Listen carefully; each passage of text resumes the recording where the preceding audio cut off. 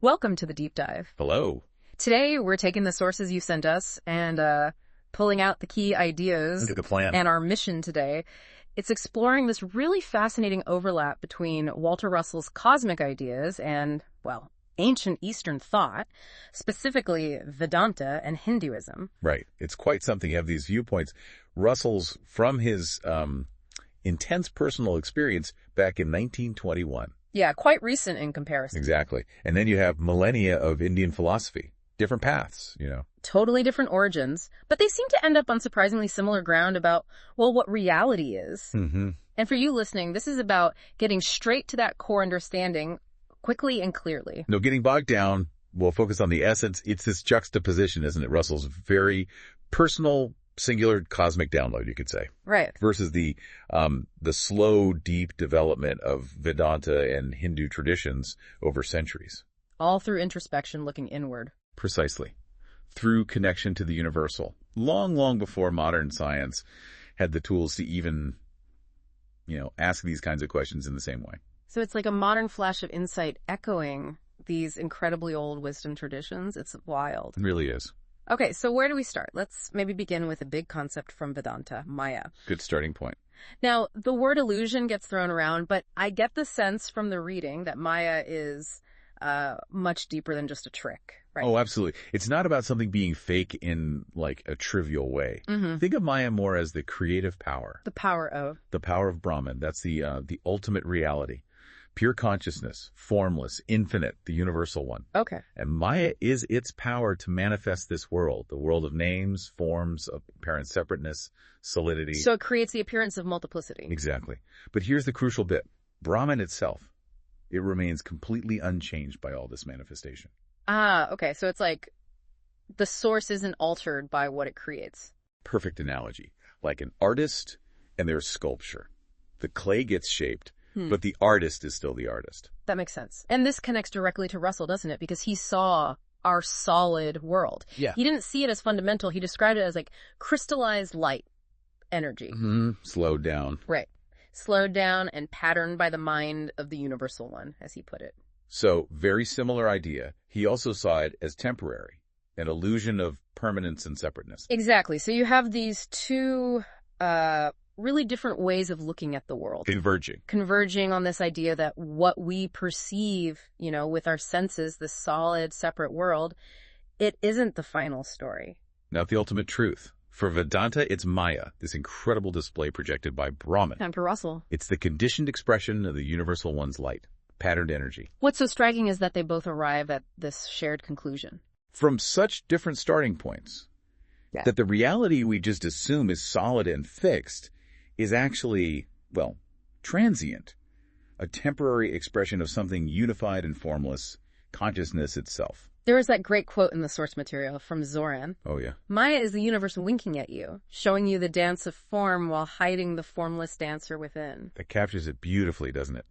The idea of a deeper reality behind the performance. It really does. And it makes you think, really think, if the ground under your feet, your own body, if it's not the ultimate thing but a pattern within this vast conscious field, that's a pretty fundamental shift. It changes everything, potentially. How you experience just walking down the street. Exactly. How might that subtle understanding change your everyday experience? It's a powerful question. Okay, so the world as this grand, unfolding, temporary show. Now, the texts also talk about Leela. Ah, Leela, yes. Often translated as divine play or cosmic sport. That sounds fun, like there's joy involved. That's precisely the feeling it conveys. Leela suggests creation isn't born out of necessity or, some kind of lack. Not a chore for Brahman, then. Not at all. It's seen as Brahman's spontaneous, joyful, free expression. Pure creative overflow. Like why someone sings or dances. Exactly. Often it's just for the sheer joy of doing it, an outpouring. And that connects with Russell, too, right? He didn't see a static universe. No, far from it. He saw creation as the universal one's idea constantly in motion. A process. It's a perpetual process, yeah. Giving and re-giving. These rhythmic cycles of energy exchange. It wasn't mechanical for him. It was alive, dynamic, almost purposeful, even if the purpose is just expression itself. The language is different, divine play versus idea in motion. but the core feeling, it's there in both, of spontaneous, joyful, dynamic creation. It's remarkably similar. Both suggest the universe isn't just cold, random stuff happening, but something conscious, expressive, and ultimately, maybe joyful, an act of the ultimate reality expressing itself. It definitely makes you think differently about existence. It really does. It gives the cosmos this sense of inherent life, maybe even playfulness. Okay, another key term from the East, prana. Prana. Very important. For someone listening who hasn't come across it, what exactly is prana?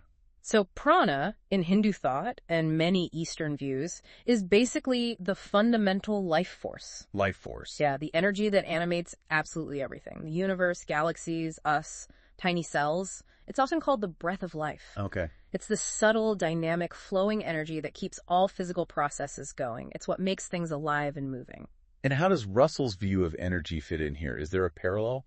There really is. Russell also saw a universe just brimming with dynamic energy. He talked about electric and magnetic forces. Right, the basis of his models. But not just as, abstract forces. He saw them as living, spiraling currents, almost like the cosmos breathing, manifested physically. So not just a quantity like volts or amps. No, more than that. For him, energy was the active principle. It's how the universal one expresses itself. It's the force that builds and sustains all the forms we see.